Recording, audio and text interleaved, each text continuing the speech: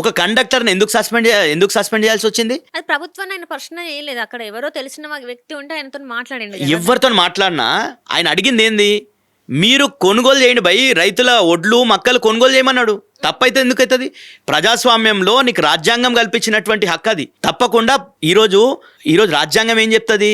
ఎప్పుడైనా కానీ ప్రజాస్వామ్యంలో పవర్లు ఉన్నటువంటి వాళ్ళని ప్రశ్నిస్తారు, అధికారంలో ఉన్నటువంటి వాళ్ళని ప్రశ్నిస్తారు. మేము రేవంత్ రెడ్డి గారిని ప్రశ్నిస్తాం, మోడీ గారిని ప్రశ్నిస్తాం. కానీ తిరిగి వాళ్ళే ఎట్లా తయారైనారంటే బీజేపీ కావచ్చు, కాంగ్రెస్ కావచ్చు, ఇద్దరు తిరిగి ప్రతిపక్షాన్ని ప్రశ్నిస్తారు వాళ్ళు.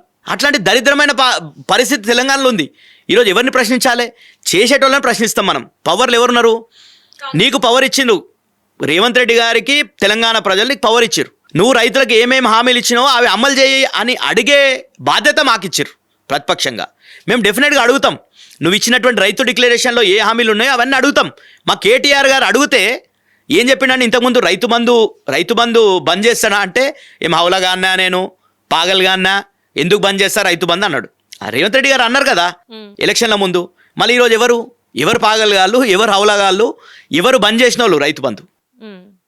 మనం ప్రజలు డెఫినెట్గా ప్రశ్నిస్తారు.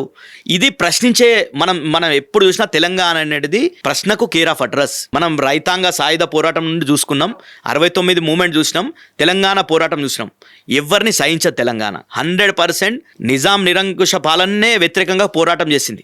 100% నువ్వు అంచివేయాలనుకుంటే అంచబడదు. తెలంగాణ తిరగబడుతుంది, 100% తిరగబడుతుంది.